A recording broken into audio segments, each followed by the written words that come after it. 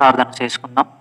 పరమందున్న మా కన్న తండ్రి, మమ్మలను మిక్కిలిగా ప్రేమించిన మా గొప్ప దేవ, మీకు వేలాది వందనములు, కృతజ్ఞత స్తోత్రాలు తెలియజేస్తూ ఈ యొక్క మధ్యాహ్న కాల సమయమందు మీ పాద సన్నిధానానికి విజ్ఞాపనం చేసుకొని మీ యొక్క గ్రంథంలో వ్రాయబడిన మాటలను ధ్యానం చేయవలసి ఉంటుండగా తండ్రి, చెప్పుచున్న నాకు మీ యొక్క ఆలోచనను అనుగ్రహించి వినుచున్న పిల్లలందరికీ వినగలిగే చెవులను గ్రహించగలుగుటకు మంచి మనసును దయచేయమని కోరుతూ క్రీస్తు నామం ఇచ్చిని మనవి సమర్పిస్తున్నాము తండ్రి.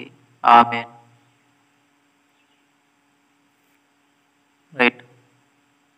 ఈ యొక్క సమయంలో ఇంత గొప్ప అవకాశంను అనుగ్రహించిన దేవాది దేవునికి తన కుమారుడైనటువంటి క్రీస్తు వారి పేరట వందనములు, కృతజ్ఞత స్తోత్రాలు తెలియజేస్తూ ఈ సమయంలో మరొక వాక్య సందేశాన్ని మనం నేర్చుకుందాం. గడిచినటువంటి దినంలో, నిన్నటి దినంలో కూడా మనము ఉన్నతమైనటువంటి లేఖనాల్లో వ్రాయబడిన మాటలను గూర్చి ఎన్నో విషయాలను ఆలోచన చేసాం. అదే రీతిగా ఈ సమయంలో కూడా గ్రంథంలో వ్రాయబడినటువంటి మాటలను ఆలోచన చేయటానికి ఈ సమయంలో దేవుడు మనకు అవకాశం ఇచ్చారు. కావున దేవుడిచ్చినటువంటి అవకాశమును సద్వినియోగపరచుకోవటానికి, దేవుడిచ్చినటువంటి సమయమును వినియోగించుకోవటానికి మనమంతా కూడా ఇక్కడకు వచ్చి ఉన్నాము, చేరి ఉన్నాము. కాబట్టి చక్కగా గ్రంథంలో వ్రాయబడినటువంటి మాటలను గూర్చి మనం ఆలోచన చేద్దాం. గడిచినటువంటి దినాలు చాలా ప్రాముఖ్యమైనటువంటి విషయాలు నేర్చుకుంటూ అనేకమైనటువంటి సంగతులు, గ్రంథంలో లిఖించబడినటువంటి విషయాలను మీ ముందుకు తీసుకురావటానికి దేవుడు ఎంతో ఉన్నతమైనటువంటి ఆలోచనను నాకును వింటున్నటువంటి మీకందరికీ అనుగ్రహించి చక్కగా దేవుడు వాతావరణమును అనుకూలపరిచి దేవుని యొక్క మాటలు మనం నేర్చుకోవటానికి అవకాశంను దేవుడు మనకిచ్చారు. కాబట్టి దేవుడు మనకిచ్చినటువంటి ఈ అవకాశమును చక్కగా వినియోగపరచుకుంటూ దేవుని కోసం అనేకమైన వాక్యానుసారమైనటువంటి జీవితాలను దేవుని కోసం వెలిగించుటకు, దేవునిలో ఎదుగుటకు మొదటిగా మన ఆత్మీయ జీవితాన్ని మనము సిద్ధపరచుకుంటూ అనేక ఆత్మీయ జీవితాలు రక్షణలోనికి రావటానికి మనమే క్రైస్తవులుగా ఒక మాదిరి కలిగినటువంటి జీవితాన్ని కలిగి ఉండాలి. కాబట్టి ఈరోజు కూడా మనం నేర్చుకోవలసినటువంటి పాఠ్యాంశం ఏమిటి అనంటే సంఘములో ఐక్యత. రాసుకోగలిగేవారు ఉంటే రాసుకోవాలని మీకు క్రీస్తు పేరట నేను కోరుతా ఉన్నాను. సంఘములో ఐక్యత. సంఘంలో ఐక్యత. సంఘంలో ఐక్యత అని అనగానే మనకేమనిపిస్తుంది? సంఘంలో కూడా కలిసి ఉండాలా? సంఘంలో కూడా ఎందుకు కలిసి ఉండాలి? కలిసి ఉండటం ద్వారా ప్రయోజనం ఏమైనా ఉందా? ఇటువంటి ప్రశ్నలు చాలా మందిలో వస్తూ ఉంటాయి. అయితే వాస్తవానికి గ్రంథం ఏం చెబుతుంది? కలిసి ఉండటం ద్వారా ప్రయోజనమా లేదా నిష్ప్రయోజనమా అనేటటువంటి విషయాన్ని దేవుడు మన కోసం వ్రాయించినటువంటి గ్రంథంలో ఉన్న మాటలను బట్టి మనం ఆలోచన చేయగలగాలి. ఏది కూడా సొంతంగా ఆలోచించి చెప్పటానికి లేదు. తనకు తానుగా నాకు తెలుసు కదా అని చెప్పేసి గ్రంథంలో లేని మాటలను సంఘంలో బోధించటానికి లేదు. అలాని గ్రంథంలో ఉన్న విషయాలను తీసి సంఘంలో బోధించటానికి లేదు. తనకు తానుగా బోధించుకోవటానికి కూడా లేదు. దేవుడు అటువంటి అవకాశమును మనకు ఇవ్వలేదు. గ్రంథంలో ఉన్నటువంటి మాటలనే ఉన్నది ఉన్నట్టుగానే చెప్పటానికి, బోధించటానికి దేవుడు మనకు గ్రంథాన్ని ఇచ్చారు. కాబట్టి గ్రంథంలో ఏ మాటను తీసి బోధించినప్పటికీ ఉన్నది ఉన్నట్టుగానే బోధించాలి, కానీ లేని విషయాన్ని ఉన్నట్టుగా బోధించకూడదు, ఉన్న విషయాన్ని లేనట్టుగా కూడా బోధించకూడదు. ఇది గ్రంథం నేర్పిస్తున్నటువంటి చాలా చాలా ప్రాముఖ్యమైనటువంటి విషయం. దేవుడు హెచ్చరిస్తున్నటువంటి చాలా చాలా ప్రాముఖ్యమైనటువంటి విషయం. వాస్తవానికి మనం ఆలోచన చేయగలిగితే కనుక గ్రంథంలో లేని విషయాన్ని బోధించినప్పుడు సంఘం తప్పుద్రోవలో నడవటానికి అవకాశం అనేది ఉంది. సంఘంలో ఉంటున్నటువంటి సంఘ విశ్వాసులు తమ యొక్క విశ్వాస జీవితాన్ని కోల్పోవటానికి అవకాశాలు అనేవి ఎక్కువగా ఉంటాయి.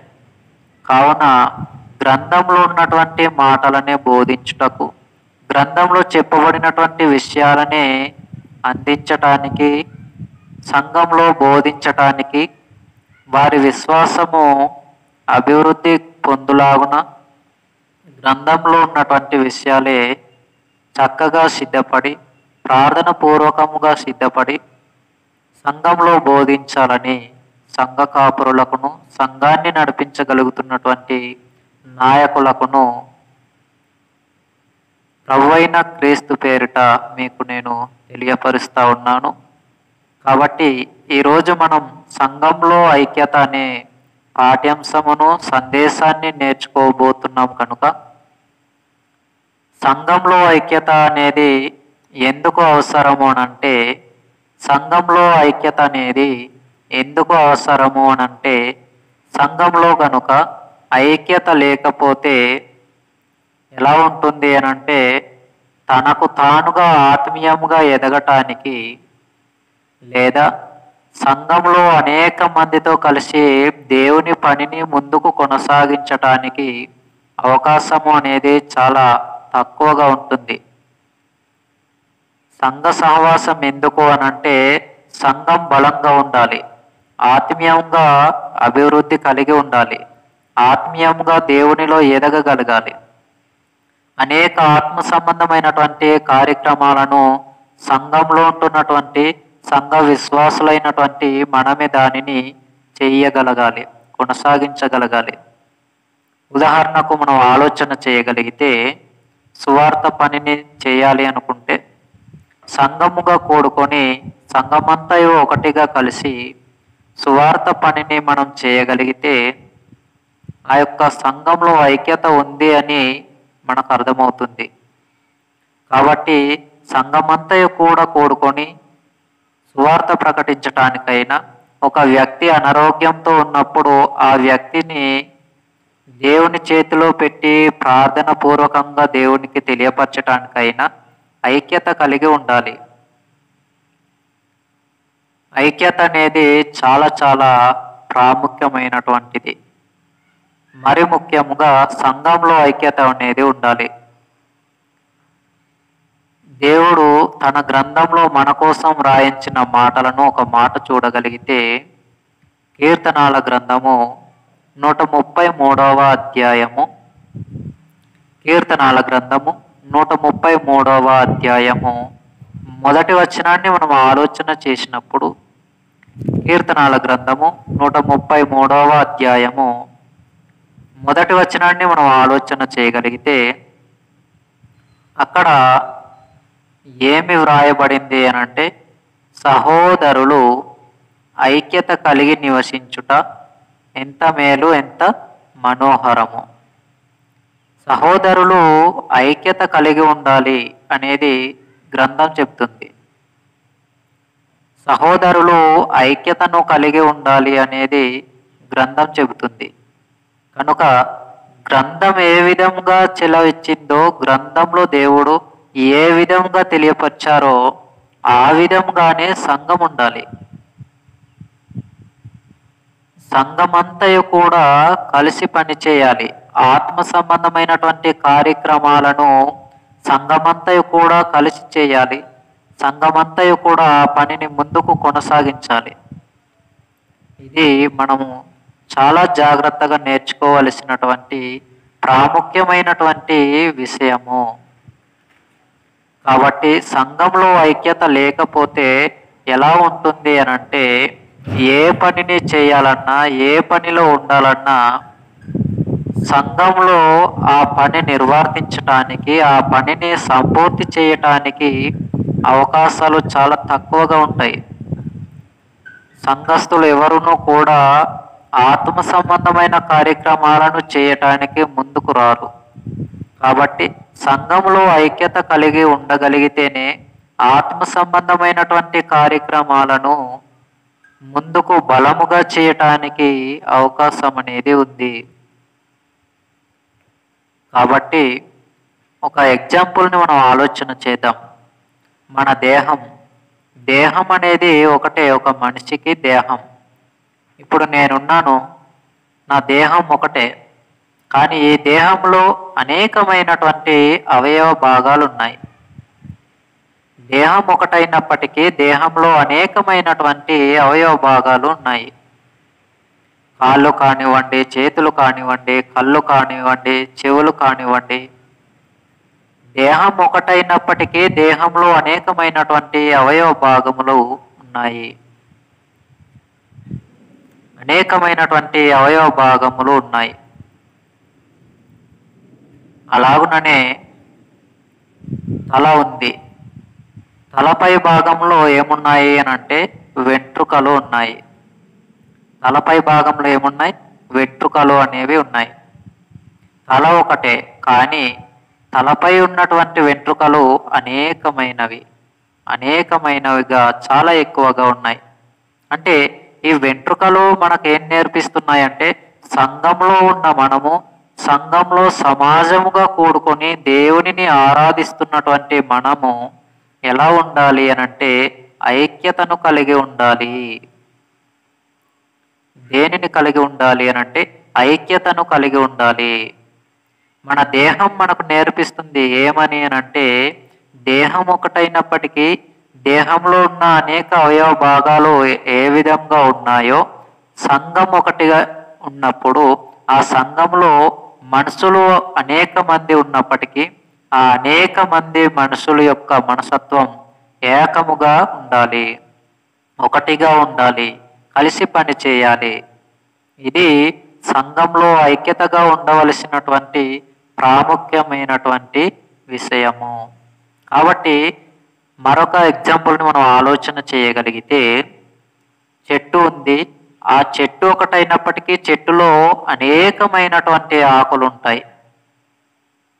చెట్టు ఒకటే, కానీ ఒక చెట్టులోనే అనేకమైనటువంటి ఆకులు విస్తారంగా మన కంటికి కనిపిస్తూ ఉంటాయి. చెట్టు ఒకటే, కానీ ఆకులు అనేకములు. ఈ యొక్క చెట్టులో ఉన్నటువంటి ఆకులు మనకేం నేర్పిస్తున్నాయి అని అంటే, సంఘము ఒకటైనప్పటికీ సంఘము ఒకటే, అది క్రీస్తు సంఘం. ఎందుకు క్రీస్తు సంఘము అని అంటే, క్రీస్తు రక్తం ద్వారా కడగబడినటువంటి వారిగా మనం ఉన్నాము. కాబట్టి మనమంతయు కూడా క్రీస్తు సంఘమే. అయితే ఈ క్రీస్తు సంఘముగా ఉన్నటువంటి మనము ఎలా ఉండాలి అని అంటే, ఒక చెట్టులో అనేకమైనటువంటి ఆకులు ఏ విధంగా ఉన్నాయో ఆ రీతిగానే క్రీస్తు సంఘంలో ఉన్నటువంటి మనమందరము కూడా ఒకటిగా కలిసి ఉండాలి, ఐక్యతను కలిగి ఉండాలి. ప్రతి విషయాన్ని కూడా ప్రార్థన పూర్వకముగా సిద్ధపడి దేవునికి ప్రతి విషయాన్ని కూడా తెలియజేయాలి. ప్రార్థన పూర్వకముగా ఆత్మ సంబంధమైనటువంటి అనేక విషయాలను దేవునికి మనము తెలియపరచాలి. సంఘంలో ఐక్యత అనేది లేకపోతే ఎలా ఉంటుంది అనంటే, సంఘం విచ్ఛిన్నమైపోతుంది. సంఘంలో ఆత్మ సంబంధమైనటువంటి కార్యక్రమాలు జరగటానికి అవకాశమే లేకుండా ఉంటుంది. సంఘంలో ఆత్మ సంబంధమైనటువంటి కార్యక్రమాలు సక్రమంగా కొనసాగాలి అనంటే, సంఘంలో ఆత్మ సంబంధమైనటువంటి స్వార్థ పని సక్రమముగా జరగాలి అనంటే, సంఘం ఎలా ఉండాలి? ఐక్యతను కలిగి ఉండాలి. కానీ నేడున్నటువంటి సంఘంలో ఐక్యత అనేది లేదు. నేడున్నటువంటి క్రైస్తవ సమాజంలో ఐక్యత అనేది లేదు. నేడున్నటువంటి విశ్వాస జీవితాన్ని కలిగి క్రైస్తవులు అని పిలువబడుతున్నటువంటి వారిలో ఐక్యత అనేది లేదు. నేడున్నటువంటి సంఘ కాపరులుగా పిలువబడుతున్నటువంటి వారిలో, సేవకులుగా పిలువబడుతున్నటువంటి వారిలో, పరిచర్యను కొనసాగిస్తున్నటువంటి వారిలో కూడా చాలా మందిలో ఐక్యత అనేది లేదు.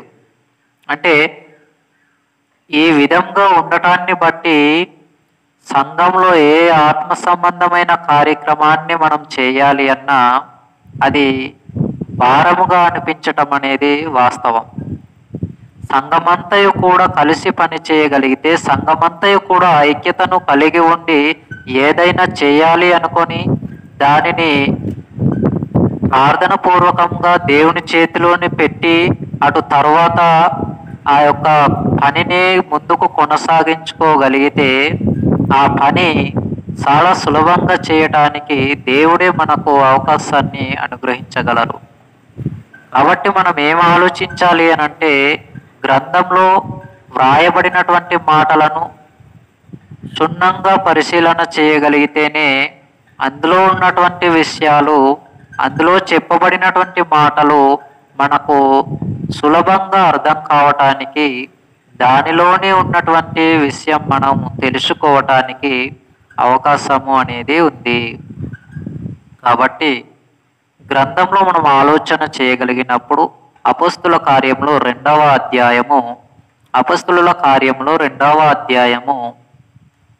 41-42 వచనాలలో ఇక్కడ 3000 మంది బాప్తిస్మం పొందిన తరువాత, పేతురు గారి ద్వారా రక్షణను పొందుకున్న తరువాత, పేతురు గారి ద్వారా బాప్తిస్మమును తీసుకున్న తరువాత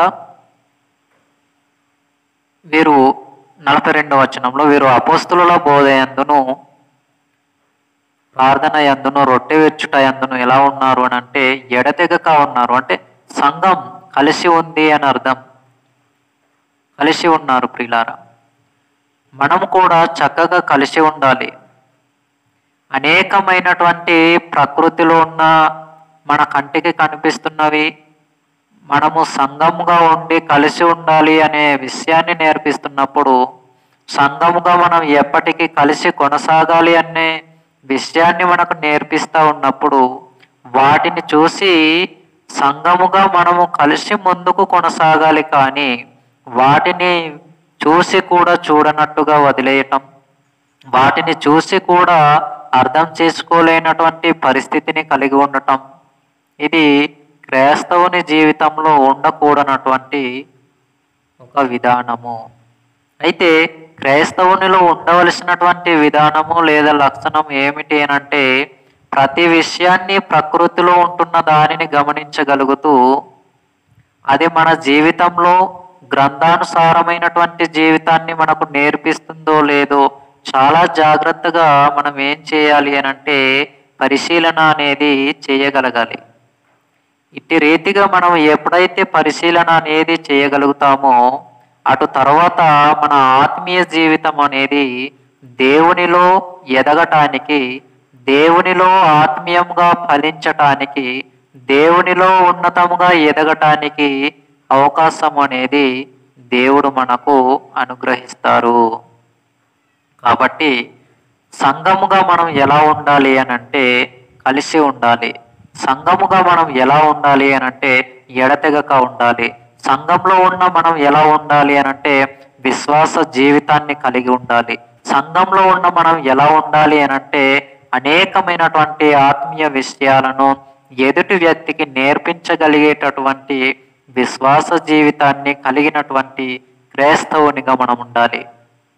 ఇది గ్రంథంలో వ్రాయబడినటువంటి విధానము. కాబట్టి దేవుడు మనకు దేనినైతే హెచ్చరిస్తా ఉన్నారో, దేవుడు దేనినైతే మనకు ఇది చేయాలి అని చెప్పారో అది మాత్రమే మనం చేయగలగాలి.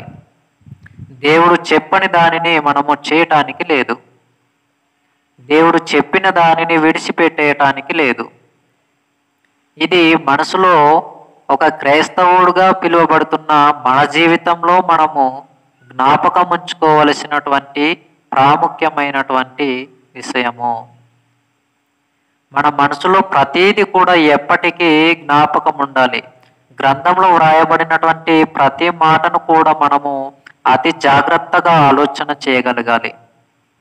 గ్రంథంలో లేని విషయాన్ని మనము సంఘంలోనికి తీసుకువచ్చి దానిని బోధించి సంఘంలో ఉంటున్నటువంటి సంఘ విశ్వాసులను తప్పుదారిని తీసుకువెళ్ళటం అనేది మంచి విషయం అనేది కాదు. వాక్యానుసారమైనటువంటి విధానం అనేది కాదు. గ్రంథానుసారమైనటువంటి జీవితము అనేది కాదు. కాబట్టి గ్రంథం ఏం చెబుతుందో దాని ప్రకారంగానే ఒక క్రైస్తవుడు భూమి మీద బ్రతకాలి.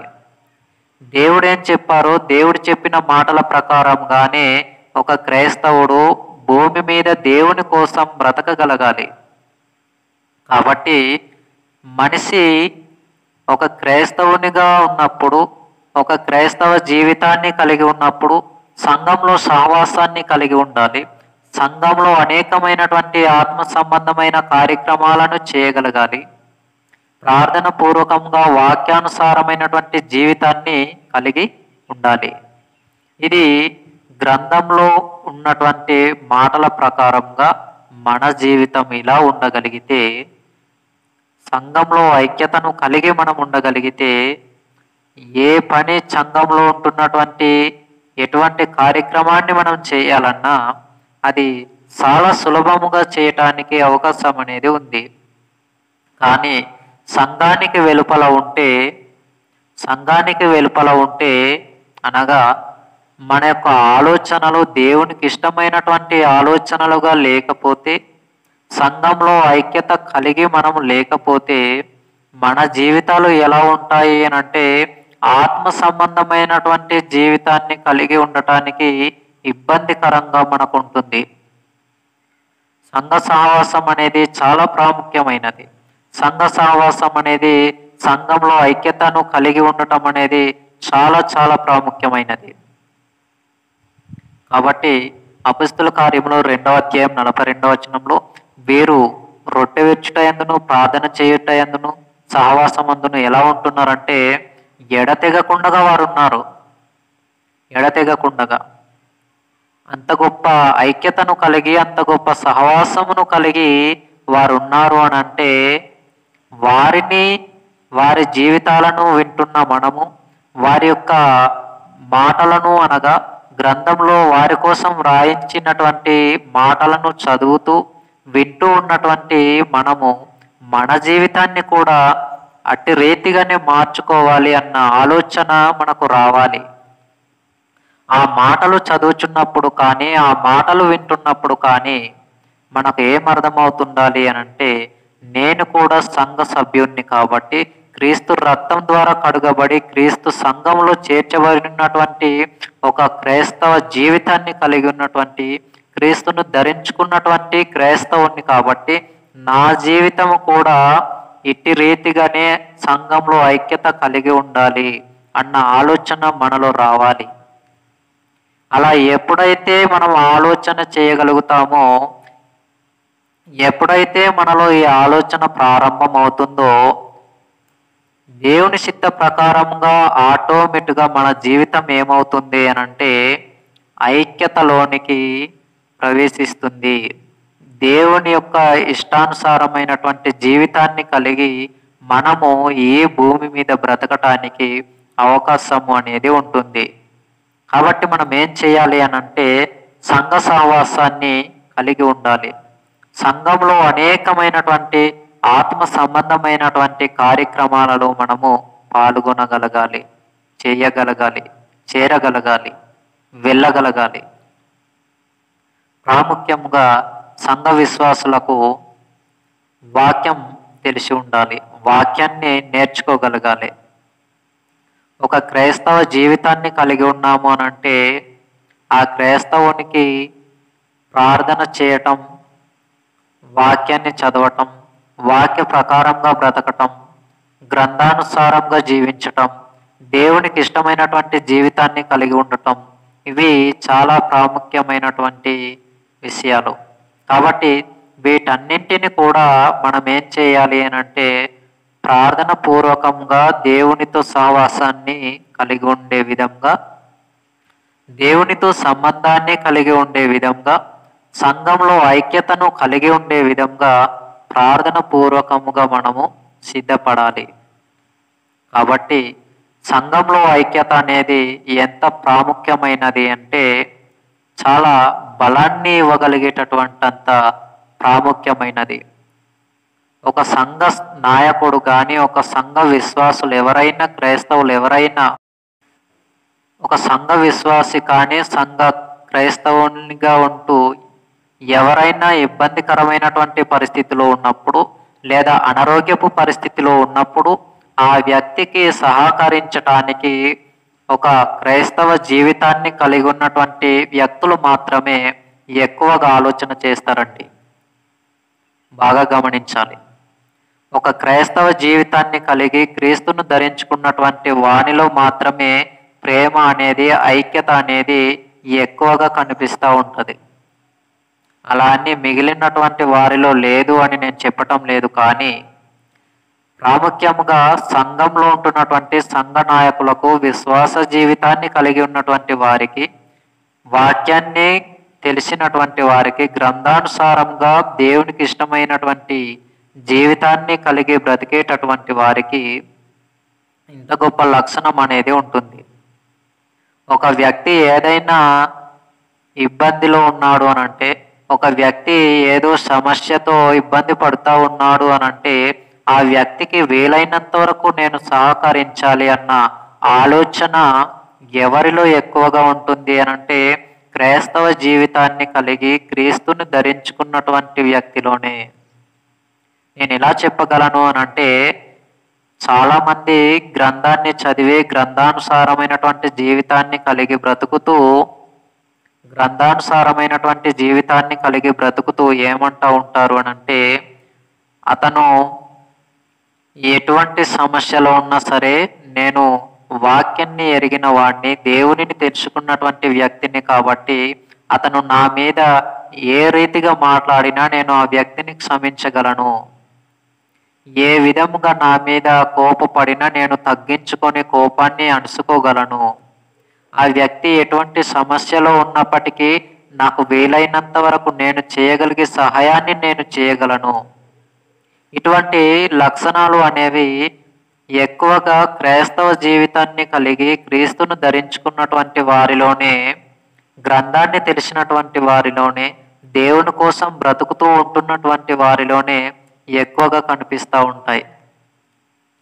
సంఘ సహవాసంలో మనం ఉండగలిగితే సంఘాన్ని మనము ఏ విధంగా ఎదగనీయాలి అన్న విషయాన్ని మనం ఆలోచన చేసి బ్రతకగలిగితే ఇవన్నీ కూడా మనకు బాగా అర్థమవుతాయి. కొరింథీయులకు రాసినటువంటి 2వ పత్రికలో అపోస్తలుడైనటువంటి పౌలు గారు కొరింథీయులకు రాసినటువంటి 2వ పత్రిక 11వ అధ్యాయము 28వ వచనం. అపోస్తలుడైన పౌలు గారు కొరింథీయులకు రాసినటువంటి 2వ పత్రిక 11వ అధ్యాయము 28వ వచనం. ఆ వచనం మనకేం తెలియపరుస్తుంది అంటే సంఘాలన్నింటిని గూర్చిన చింతయు నాకు కలదు అంటాడు పౌలు గారు. అంటే సంఘాల కోసం పౌలు గారు ఏం చేస్తున్నారు అని అంటే ఆలోచిస్తూ ఉన్నారు. ఆ కింద చెప్పబడినటువంటి దానికి పైన వచనాలన్నీ కూడా పౌలు గారు తన యొక్క జీవితంలో తాను ఏ రీతిగా ఇబ్బంది పడ్డాడో, ఏ రీతిగా శ్రమ పడ్డాడో ఆ 28కి పై వచనాలన్నీ కూడా తెలియపరుస్తాయి. అడవులలోను, సొరంగములలోను ఆపదలు అనేక విధాలుగా పౌలు గారి జీవితంలో ఉన్నట్టుగా అందులో చెప్పబడినటువంటి మాటలను బట్టి మనకు చాలా స్పష్టంగా అర్థమవుతాయి. 5 మారులు 1 తక్కువ 40 దెబ్బలు తింటిని అంటాడు. ఓడ పగిలిపోయేటటువంటి పరిస్థితిలో ఉన్నాను అంటాడు. దిగంబరత్వాన్ని కలిగి ఉన్నాను అంటాడు. ఆకలి దప్పులతో ఉన్నాను అంటాడు. ఇంతటి భయంకరమైనటువంటి పరిస్థితిలో ఉన్నటువంటి పౌలు గారు సంఘాన్ని గురించి ఆలోచించి చింతించటం ఏంటి? ఆ సమయంలో ఈయన గారి ఆలోచన ఎలా ఉండాలి అంటే, నేను ఇంత ఇబ్బందికరమైనటువంటి పరిస్థితిలో ఉన్నాను అన్న ఆలోచనలో పౌలు గారు ఉండాలి. మనకైతే ఏదైనా చిన్న సమస్య వస్తే మనం ఏం ఆలోచిస్తాం? సంఘం కోసం ఆలోచిస్తామా? ఆలోచించటానికి అవకాశం ఉండదు. అవకాశం ఉన్నా మనం ఆలోచించం. కానీ పౌలు గారు అక్కడ ఏం చేశారు, ఏం చేస్తున్నారు అని అంటే, అంత గొప్ప ఇబ్బందికరమైన సమస్య ఉన్నప్పటికీ ఆ యొక్క పౌలు గారు సంఘాన్ని గురించి చింతిస్తూ ఉన్నాడు. సంఘాలన్నింటిని గూర్చిన భారము చింతయు నాకు కలదు అంటున్నాడు అని అంటే, సంఘం కోసం ఎవరు ఆలోచిస్తున్నారు అంటే పౌలు గారు ఆలోచిస్తున్నారు. సంఘాలన్నింటినీ గూర్చిన చింత కలదు పౌలు గారికి. మనము మన యొక్క సంఘ విశ్వాసులనే, మన యొక్క సంఘాన్ని మనము నడిపించుకోలేనటువంటి పరిస్థితిలో మనం ఉంటాం. మన సంఘం అనగా మనకు మనముగా నిర్మించుకున్నటువంటి సంఘం కాదు. మన సంఘం అనగా మనం ఏ యొక్క సంఘంలో అయితే పరిచర్య చేస్తున్నామో మనదంతా క్రీస్తు సంఘమే. క్రీస్తు సంఘంలో ఏ యొక్క గ్రామంలో అయితే, ఏ యొక్క మందిరంలో అయితే పరిచర్యను కొనసాగిస్తూ ఉన్నామో అది మన మందిరం లేదా మన సంఘం. ఆ విధంగా మీకు అర్థం కావటానికి నేను మన సంఘము అనే మాటను ప్రయోగించాను. అంతేకాని మన సంఘం అనగా క్రీస్తును మించినటువంటి, క్రీస్తుకు దాటి నేను మాట్లాడటం లేదు. మన అందరిది కూడా ప్రపంచవ్యాప్తంగా క్రైస్తవులు ఎవరున్నప్పటికీ అందరిది కూడా క్రీస్తు సంఘమే. క్రీస్తు సంఘమే. క్రీస్తు రక్తం ద్వారా విలువ పెట్టి కొనబడినటువంటి మనమంతా కూడా క్రీస్తు సంఘపు ఎవరము? క్రీస్తు సంఘపు వారము. కాబట్టి మనం ఆలోచన చేయగలిగితే క్రీస్తు సంఘంలో ఉంటున్నటువంటి మనలో ఏముండాలి అంటే సహోదర ప్రేమ ఉండాలి, సహోదర బంధం ఉండాలి. తండ్రి కుమారుల మధ్యన బంధం ఉన్నట్టుగా, ఒక కుటుంబం మధ్యన బంధం ఉన్నట్టుగా, భార్యాభర్తల మధ్యన ఉన్నతమైనటువంటి ప్రేమ బంధం ఉన్నట్టుగా ఈ యొక్క సంఘంలో కూడా ఎలా ఉండాలి అని అంటే ఐక్యత అనేటటువంటి బంధం ఉండాలి ప్రియులారా. ఐక్యత అనేటటువంటి బంధం ఉండాలి. ఈ బంధం ఎంత ప్రాముఖ్యమైనది అని అంటే, ఈ బంధం ఎంత ప్రాముఖ్యమైనది అని అంటే దేనినైనా కూడా ఎదుర్కోవటానికి ముందుకు సిద్ధపడి వెళ్ళగలిగేటటువంటి సామర్థ్యం కలిగినటువంటిదే సంఘంలో ఉన్నటువంటి బంధం, సంఘంలో ఉన్నటువంటి ఐక్యత ప్రియులారా. కాబట్టి గమనించాలి, ప్రతి ఒక్కరు కూడా సంఘ సహవాసమును కలిగి ఉండాలి. ప్రతి ఒక్కరు కూడా సంఘంలో ఉంటున్నటువంటి విలువలను తెలుసుకోగలగాలి. మనం ఆలోచన చేయాలి, క్రీస్తు రక్తం ద్వారా కడగబడినటువంటి మన జీవితాలు ఎలా ఉన్నాయి? ఐక్యతను పోగొట్టుకుంటున్నామా? దేవునికి దూరంగా ఉంటున్నామా? సంఘంలో నుండి వేరైపోతున్నామా? క్రీస్తు రక్తం ద్వారా కడగబడినటువంటి సంఘంలో నుండి మనం వెడలిపోతున్నామా? మన జీవితాన్ని మనమే పరిశీలన చేసుకోగలగాలి. మన జీవితాన్ని మనమే పరీక్షించుకోగలగాలి. మన జీవితాన్ని మనమే జాగ్రత్తగా ఆలోచన చేసుకోగలగాలి. ఒకవేళ దేవునికి ఇష్టం లేనటువంటి జీవితాన్ని కలిగి మనం బ్రతుకుతూ ఉండగలిగితే గనుక వెంటనే క్షమాపణ కోరుకోవాలి. వెంటనే దేవునిని ప్రార్థన చేయాలి. దేవునికి ప్రతి విషయాన్ని విజ్ఞాపన రూపంలో ప్రార్థన పూర్వకంగా దేవునికి తెలియపరచాలి. కాబట్టి మన యొక్క జీవితాన్ని ప్రతి విధమైనటువంటి ఆత్మ సంబంధమైన కార్యక్రమంలో ఉండులాగున, సంఘంలో ఐక్యత కలిగి మనమంతా కూడా బ్రతుకులాగున మనము చాలా చాలా జాగ్రత్తగా ఆలోచన చేద్దాం. గ్రంథంలో ఉంటున్నటువంటి విషయాలు, చాలా విషయాలు ఉన్నాయి. గ్రంథంలో మనకు నేర్పిస్తున్నటువంటి విషయాలు చాలా ఉన్నాయి. దేవుని చిత్తమైతే అనేకమైనటువంటి ఇటువంటి విషయాలను మనమంతా కూడా నేర్చుకోవటానికి సిద్ధపడదాం. అనేకమైనటువంటి విషయాలు నేర్చుకుందాం. గ్రంథంలో చెప్పబడినటువంటి ప్రతి విషయాన్ని కూడా జాగ్రత్తగా పరిశీలన చేయగలుగుతూ మనం నేర్చుకోవటానికి ఆలోచన చేద్దాం. దేవుడు చెలవిచ్చినటువంటి ప్రతి మాటను కూడా, గ్రంథంలో లిఖింపబడినటువంటి ప్రతి విషయాన్ని కూడా ప్రార్థన పూర్వకంగా సిద్ధపడుతూ, మనకు మనంగా సిద్ధపడుతూ, ఆత్మీయ జీవితాన్ని కలిగి ఆత్మీయ జీవితాన్ని, విశ్వాస జీవితాన్ని అభివృద్ధి పరుచుకుంటూ, మన ఆత్మీయ జీవితాన్ని మనకు మనంగా సిద్ధపరచుకుంటూ, వెలిగించుకుంటూ, అనేకమైనటువంటి ఆత్మీయ జీవితాలను వెలిగించటానికి మనము ముందుకు కృషి చేయాలి. ముందుకు అనేక ఆత్మీయ జీవితాలను పురికొల్పగలగాలి. మొదటిగా మన ఆత్మీయ జీవితాన్ని మనం కాపాడుకోగలుగుతూ ఉండాలి. గ్రంథంలో వ్రాయబడిన మాటల ద్వారా, గ్రంథంలో చెప్పబడినటువంటి విషయాల ద్వారా, గ్రంథం ఏ రీతిగా తెలియపరుస్తుందో ఆ రీతిగా, దేవుడు ఏ రీతిగా తెలియపరుస్తూ ఉన్నారో ఆ రీతిగా మన యొక్క జీవితాన్ని వాక్యంతో కట్టుకోవాలి. మన యొక్క జీవితాన్ని విశ్వాసంతో కట్టుకోవాలి. మన యొక్క జీవితాన్ని ప్రార్థనతో కట్టుకోవాలి. మన యొక్క సంఘాన్ని ఐక్యతతో కట్టుకోవాలి. మన యొక్క సంఘాన్ని వినయముతో కట్టుకోవాలి. మన యొక్క సంఘమును క్రీస్తు సంఘముగానే మనం దేవుని కోసం బ్రతకగలగాలి. కాబట్టి ఎట్టి రీతిగా ఎటువంటి సమస్యలు వచ్చినప్పటికీ, ఎటువంటి భయంకర పరిస్థితులు ఎదురు వచ్చినప్పటికీ మనము ఒకటే తీర్మానాన్ని తీసుకోవాలి. సంఘంలో నుండి నేను వెడలిపోకూడదు. గ్రంథంలో ఉన్నటువంటి మాటలకు నేను వెనుకంజ వేయకూడదు. దేవునికి నేను దూరంగా ఉండకూడదు. చివరి తీర్మానం, చివరి నిర్ణయం. ఈ మాటలు వింటున్న మీ యొక్క జీవితాలు మారాలి. ఈ మాటల ద్వారా దేవుడు మీతో మాట్లాడుచున్నాడేమో. ఈ మాటల ద్వారా దేవుడే మీతో మీ యొక్క ఆలోచనను మార్చడానికి సిద్ధంగా ఉన్నారేమో. ఒక్కసారి ఆలోచన చేద్దాం. ఒక్కసారి ఆలోచన చేద్దాం. మనం ఇంతవరకు ఎటువంటి జీవితాన్ని కలిగి ఉన్నా, సంఘానికి దూరంగా ఉన్నా, స్నేహితులకు దూరంగా ఉన్నా, సహోదరులకు దూరంగా ఉన్నా, అందరినీ ప్రేమపూర్వకంగానే పలుకరించుదాం. అందరినీ చక్కగా మాట్లాడదాం. అందరితో సహవాసాన్ని కలిగి ఉందాం. అందరితో ఐక్యతను కలిగి ఉందాం. సంఘంలో ఉంటున్న వారైనా, సంఘానికి వెలుపల ఉంటున్న వారితోనైనా మన విధానము, మన ప్రవర్తన ఒకే రీతిగా ఉండాలి. అందరితో కలిసి ఉండాలి. అందరితో చక్కగా మాట్లాడగలగాలి. ఎదుటి వ్యక్తిని ప్రేమించగలగాలి.